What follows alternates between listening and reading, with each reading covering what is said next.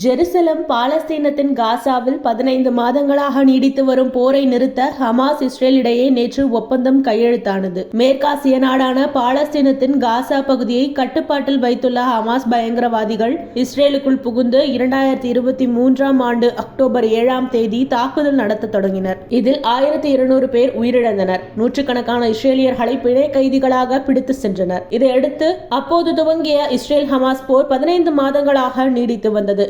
காசாவில் சுமார் 46,000 பேர் கொல்லப்பட்டனர். போரை முடிவுக்கு கொண்டு வர அமெரிக்கா, எகிப்து, கத்தார் நாடுகள் கடந்த சில மாதங்களாகவே முயற்சித்து வந்தன. ஜனவரி 20 அமெரிக்க அதிபராக பதவியேற்க உள்ள ட்ரம்ப் விரைவில் போரை நிறுத்தவில்லை என்றால் கடும் விளைவுகளை சந்திக்க நேரிடும் என எச்சரித்திருந்தார். இந்த நிலையில் காசாவில் சண்டையை நிறுத்தவும், இஸ்ரேலிய பிணை கைதிகளை விடுவிக்கவும், பதிலுக்கு பாலஸ்தீனர்களை விடுவிக்கவும் இஸ்ரேல் மற்றும் ஹமாஸ் போர் நிறுத்த ஒப்பந்தம் செய்யப்பட்டுள்ளன. இந்த ஒப்பந்தத்தின்படி முதல் 6 வாரங்கள் போர் நிறுத்தம், அதன் பின் காசா எல்லையில் குவிக்கப்பட்டுள்ள இஸ்ரேலிய படைகளை படிப்படியாக திரும்ப பெறுதல் ஆகியவை அடங்கும். இஸ்ரேல் ஹமாஸ் போர் நிறுத்த ஒப்பந்தம் குறித்து அமெரிக்க அதிபராக பதவியேற்க உள்ள டொனால்ட் ட்ரம்ப் சமூக வலைதளத்தில் வெளியிட்ட பதிவில், மேற்காசியாவில் சிறைபிடிக்கப்பட்டுள்ள பிணை கைதிகள் விவகாரத்தில் சமரசத்தை எட்டியுள்ளோம், விரைவில் அவர்கள் விடுவிக்கப்படுவர் என குறிப்பிட்டிருந்தார்.